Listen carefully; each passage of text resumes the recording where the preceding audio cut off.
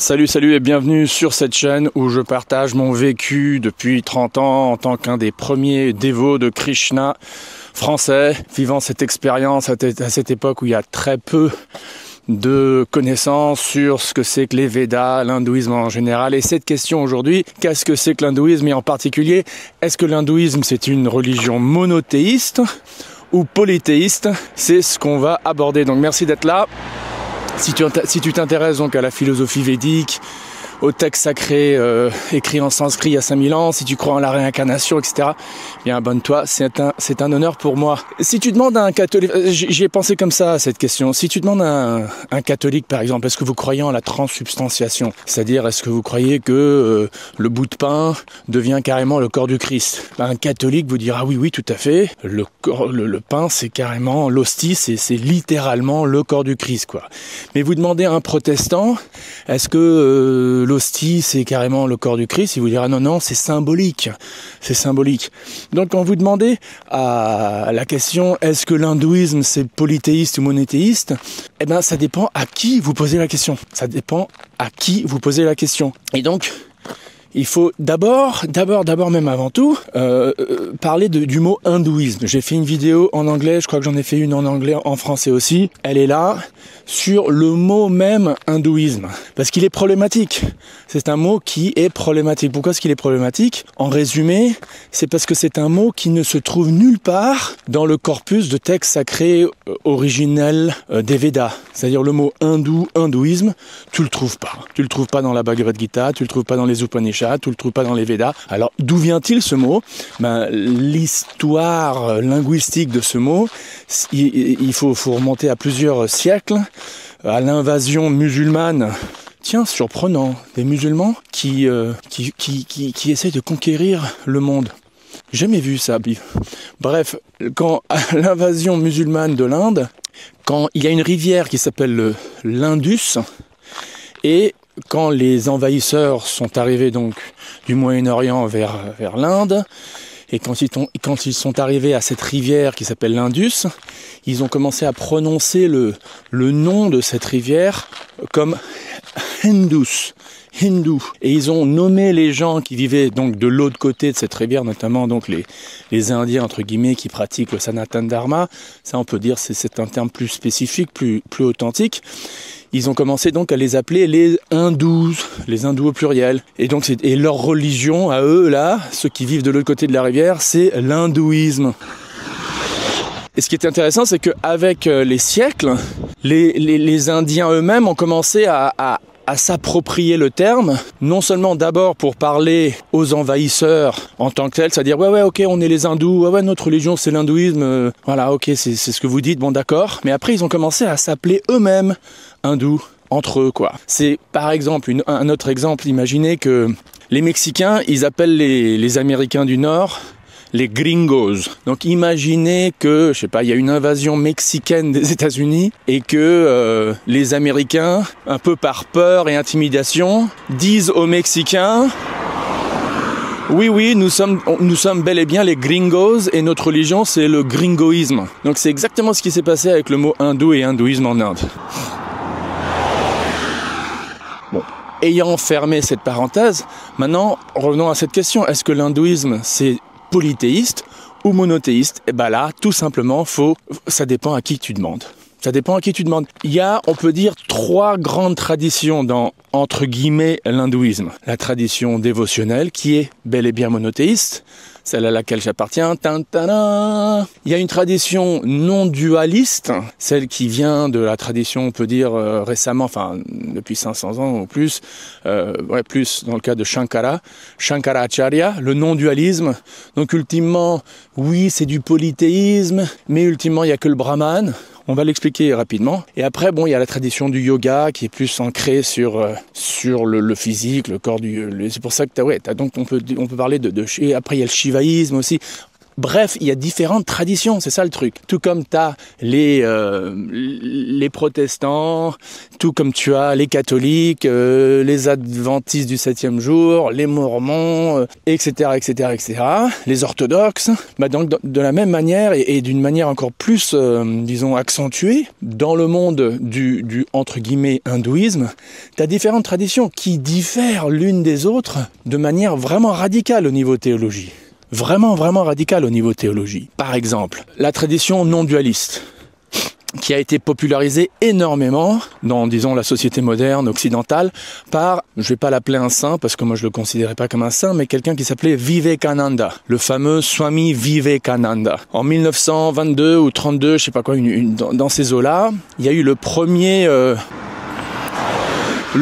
salon, disons, la première convention internationale des religions à Chicago. Et là, Vivekananda arrive sur la scène et il dit oui, je représente l'hindouisme. Mais en fait, il représentait pas l'hindouisme. D'abord, bon, on l'a vu, c'est un terme compliqué, mais il représentait qu'une branche de l'hindouisme. Il représentait la tradition à laquelle il appartenait, notamment la tradition Advaita Vedanta ou la tradition non dualiste. Qui prêche quoi? Qui prêche que oui, il y a un polythéisme, donc ça fait rien si tu adores Shiva, ou si tu adores Ganesh, ou si tu adores Vishnu, ou Krishna, ou Kali, etc., etc., etc., parce qu'ultimement, toutes ces divinités ne sont que symboliques. Elles ne sont pas vraiment des entités.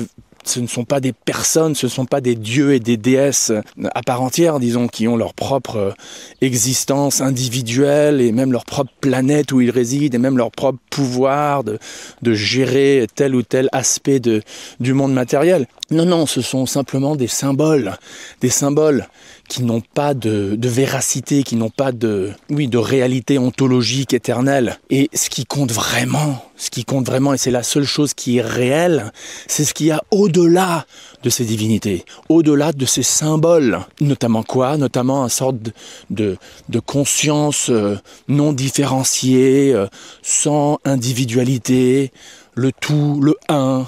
En sanskrit, on appelle ça le Brahman, hein, B-R-A-H-M-A-N. Et l'idée est donc qu'à cause de l'ego, hein, on pense tout en tant qu'âme incarnée, on pense tous et toutes que nous sommes des individus, que nous sommes des personnes. Idem avec les dieux et les déesses, on croit que Shiva c'est vraiment une personne, on croit que Sarasvati c'est vraiment une personne, mais ultimement, selon cette doctrine-là, il faut bien se rendre compte que c'est une grande illusion. Et que en fin de compte, il n'y a que le Brahman, il n'y a que l'esprit, nous sommes tous un et il ne faut pas s'attacher aux formes illusoires ici-bas de tel ou tel corps ou de telle ou telle soi-disant personnalité parce qu'elle n'existe pas. Voilà, en quelques mots, c'est ça la tradition Advaita Vedanta. Et donc dans ce sens-là, il y a un polythéisme. C'est un polythéisme et oui, on croit aux milliers de dieux et de déesses. Un peu dangereux de faire ce podcast ici. On est en pleine campagne, mais là je crois que c'est le matin où les gens vont au travail. Donc il y a un polythéisme, disons, superficiel, mais ultimement, il n'y a que le Brahman qui compte, quoi. Ça c'est la tradition, disons, non dualiste. Après, tu peux avoir d'autres traditions qui sont plus penchées sur l'adoration de telle ou telle divinité. Par exemple, au Bengale, l'adoration de Kali, hein, la mère Kali ou Durga est très très très très prominent. Et pour eux, Durga est suprême. Les Shivaïtes, pareil, tu vas au Népal par exemple, ou tu vas en Inde du Sud, il y a des millions et des millions de gens qui adorent Shiva comme suprême. D'ailleurs, une fois je suis allé à un temple en Inde du Sud, un temple très connu de Shiva, j'étais le seul blanc, parce que c'est pas un temple très connu, et à un moment j'ai demandé au prêtre à haute voix, quand dans une sorte de salle d'attente pour avoir l'audience de la statue de Shiva sur l'autel qui était derrière le rideau, c'était pas encore l'heure de l'ouverture, et je lui ai demandé Pandit ça veut dire érudit, c'est un terme qui est gentil et qui est respectueux. Pandit, c'est qui est suprême, Vishnu ou Shiva? Et tout le monde a commencé un peu à rigoler. Il m'a regardé avec un air un peu, mais tu rigoles? Et il m'a dit, mais qui tu crois que je vais dire? Qui tu crois que je vais dire? Donc ça, c'était un prêtre dans la lignée de Shiva qui faisait l'adoration de cette divinité, de cette statue spécifique de Shiva, probablement depuis des siècles et des siècles, dans la même, disons, famille, dans la même caste. Et t'as un petit mec qui vient et qui ose demander c'est qui est suprême, quoi. Tu vois ce que je veux dire? Donc ça dépend vraiment de qui tu demandes. Ça dépend de qui tu demandes. Après, si tu regardes la Bhagavad Gita, donc ce texte qui est au cœur de toutes les traditions védiques, mais en particulier la tradition dévotionnelle, la tradition vishnouite ou krishnaïte, parce que c'est Krishna lui-même qui l'a énoncé, cette Bhagavad Gita. Bah, dans ce texte-là, et là je te suggère d'aller voir mes lives, parce que dans mes lives, j'en parle, enfin on fait des plongées approfondies sur des passages et des thèmes et les versets clés de la tradition du texte même, tu verras que c'est un texte complètement monothéiste, où Krishna lui-même se déclare comme le Dieu avec un D majuscule, le Dieu par excellence. Hein, il dit par exemple Aham Adir Hi Devanam, je suis la source, je suis à la racine, je suis à la source de tous les dieux et les déesses. Hein, Aham Adir Hi Devanam, je suis le Dieu des dieux. Arjuna aussi le déclare, il dit tu es la personne suprême, Krishna lui-même dit Aham Sarvasya Pravo, je suis la source de tous les mondes, à la fois spirituel et matériel. Il se déclare en tant que la personne suprême, le Père suprême. Donc il y a un monothéisme hardcore, mais un monothéisme qui accepte au moins l'existence d'autres dieux et de déesses, mais qui sont subordonnés à lui. Un peu comme par exemple un empereur ou un roi qui a des ministres qui travaillent pour lui. C'est lui ultimement qui contrôle tout, mais il délègue telle ou telle responsabilité dans le royaume à tel ou tel ministre. C'est un peu comme ça, selon la Bhagavad Gita. Il y a un Dieu suprême, le Père, un peu style chrétien ou catholique, enfin bref, orthodoxe, chrétien du style. Il y a un Père suprême, le Père, le Père qui est aux cieux. Dans ce contexte, donc Krishna ou Vishnu, c'est la même personne, juste première émanation de l'autre. Quand tu vas en Inde du Sud et tu demandes aux Vaishnavas ou aux Vishnouites d'Inde du Sud, ils te diront que Krishna est la première émanation de Vishnu, et Vishnu c'est vraiment la personne originelle, ou la personne suprême originelle. Quand tu vas en Inde du Nord, au Bengale, ou dans l'Orissa, ou dans l'Uttar Pradesh, dans la région de Vrindavan où Krishna est apparu, ils te diront non, Krishna c'est vraiment Dieu la personne suprême, et Vishnu est sa première émanation. Mais après il n'y a pas d'argument ou de conflit, parce que les deux écoles sont tout à fait d'accord que Vishnu et Krishna sont ultimement identiques, c'est la même personne. C'est pour ça qu'on parle d'un monothéisme polymorphique, hein, un Dieu suprême, une personne suprême qui, puisqu'il est Dieu, il est tout puissant, peut assumer différentes formes tout en maintenant sa personnalité suprême originelle, quoi.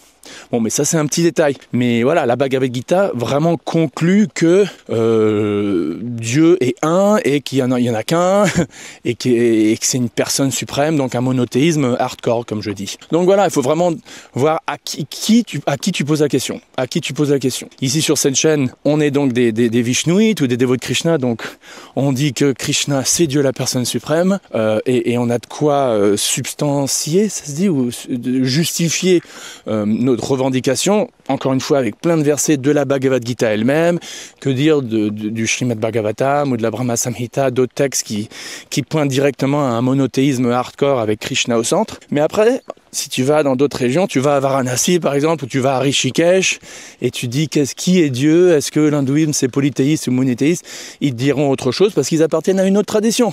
Donc ultimement, alors quelle tradition a raison? Ah bah bien sûr les dévots de Krishna diront oui on a raison, mais après tu vas à Varanasi ou à Rishikesh et les non-dualistes te diront non c'est nous qui avons raison, ultimement il n'y a que le Brahman, ça fait rien si c'est Krishna ou Shiva, etc. Donc ça dépend de à qui tu demandes pour cette belle question. Comme je t'ai dit au tout début, je parle de ce mot hindouisme qui est un mot problématique dans une de mes vidéos et je l'ai déjà mentionné au tout début, mais je te recommande de la regarder si tu n'as pas encore cliqué. Tu peux y cliquer maintenant. Merci d'avoir regardé et à la prochaine et Hare Krishna.